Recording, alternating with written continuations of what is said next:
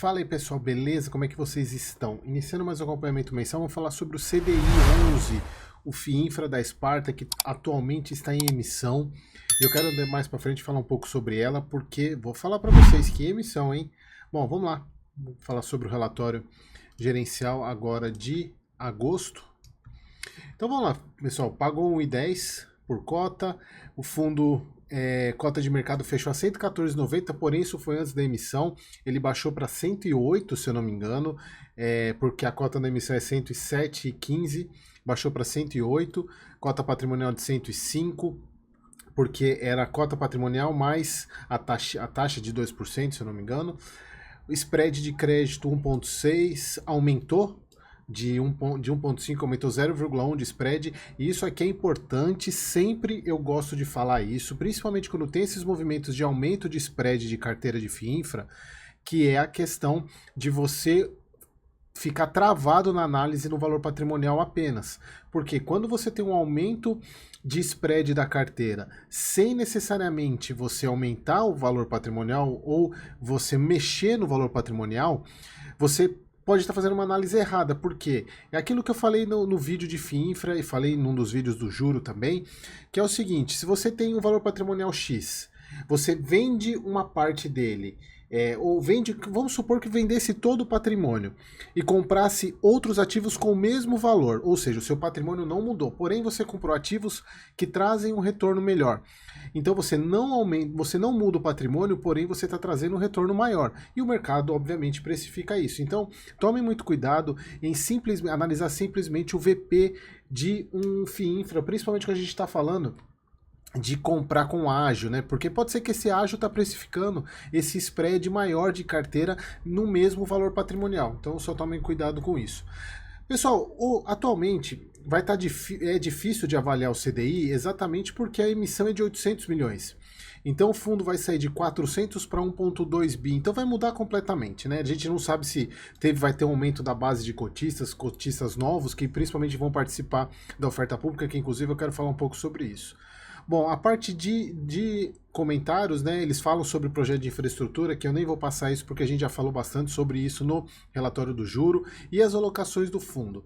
Entraram em 5 novos emissores: EPR Triângulo Mineiro, Potengi, Aloha, EDF Serra do Siridó, Barueri Energia. Se não me engano, alguns desses também entrou, o juro também entrou. Aumentaram a exposição em Serena, 3R Petróleo, linhas 8 e 9, Localiza, TVV, Vero e outras aqui. Então, e aqui acho que a grande ponto, que é um dos diferenciais do CDI em relação inclusive até ao próprio juro, é usar compromissada reversa. Ou seja, eles estão utilizando a alavancagem. Isso eu expliquei para vocês num dos vídeos anteriores, é só procurar na timeline ainda, na playlist do CDI, que eles falaram aqui que o motivo é já explicado, né? Temos a expectativa de desmontar essa alavancagem em menos de 2 meses, e aqui que está o ponto. Ela tem um custo CDI mais 0,4 e o spread dessa nova alocação, dessas compras, é de 1,2. Então você está comprando, você está pegando emprestado com spread 0,4 e investindo em spread 1,2, ou seja, você está com um carrego positivo aí de 0,8, o que é muito bom e é muito plausível de se usar num ativo como CDI, onde todas as compromissadas são em CDI.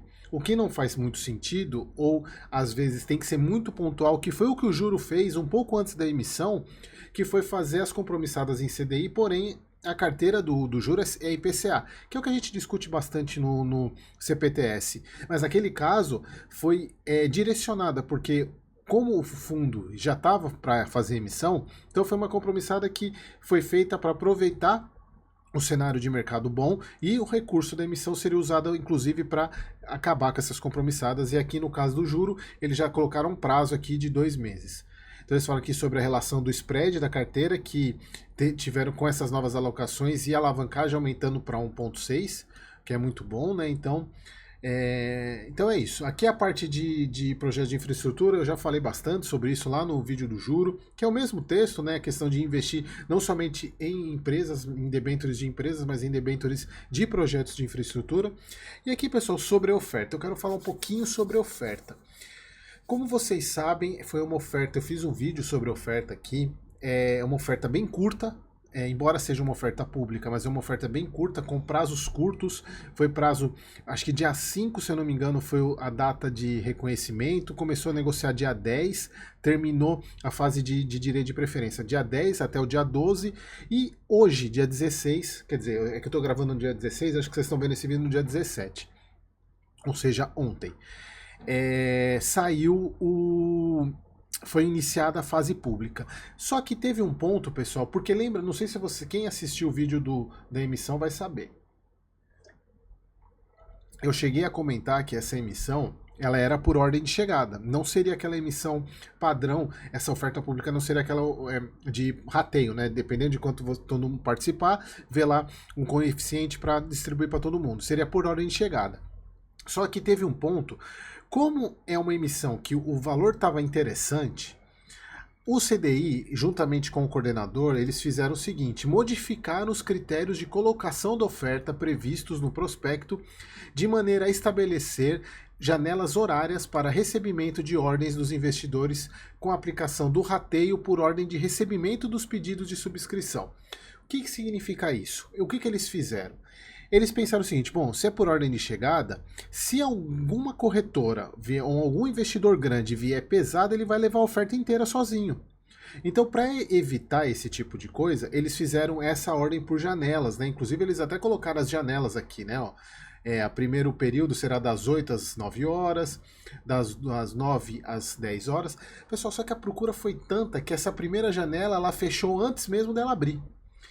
Então, pelo que eu entendi, pessoal, eu acho que já foi a parte. Inclusive, se eu não me engano, o fechamento, o encerramento dessa fase dessa fase pública seria dia 27, eu acho, dia 27, mas pelo que eu vi sondando aí, teve inclusive membro do canal aqui que foi participar, não conseguiu, então teremos 800 milhões de patrimônio no juro, assim, então a emissão me parece foi um sucesso e fazia tempo que eu não via uma emissão tão comentada e dando tanto certo assim. Parabéns à Sparta. Isso também mostra, reflexo da gestora, né? Reflexo de um bom trabalho que eles fazem nessa questão de crédito.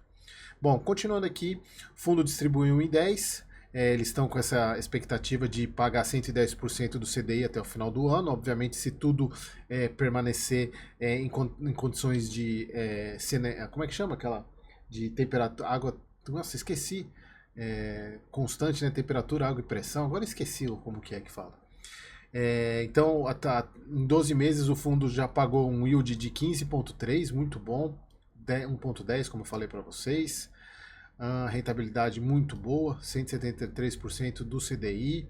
A performance do fundo a gente pode ver que 11% veio, 11% é do CDI, 1,4% do carrego de crédito, obviamente hoje está em 1,6%, marcação de crédito 3,7%, então o carrego, o desempenho, na verdade, total nos últimos 12 meses de 15,8%. E aqui a carteira do fundo, pessoal, não adianta muito a gente olhar a carteira do fundo hoje, se a gente vê hoje ele está com 94 debêntures, entrando praticamente 800 milhões, a chance de passar de 100, 130 vai ser muito grande. Aqui não adianta muito a gente olhar porque a gente precisa esperar a alocação e eu acredito que nem no mês seguinte, no próximo mês, mas eu acho que daqui 2 meses a gente vai ter uma noção de como que vai estar. Provavelmente essas compromissadas que o fundo fez, ele deve usar recurso da emissão para pagar. Beleza, pessoal? Então era isso. Mais um mês aí acompanhando o nosso querido CDI, o nosso vídeo aqui de Day 7. Assim, é sempre bom a Sparta dando essa moral aí pra gente, para divulgar o canal. Beleza, pessoal? Então, opa, sumi, errei a câmera, errei o botão. Então era isso, pessoal. Espero que vocês tenham gostado e até o próximo vídeo.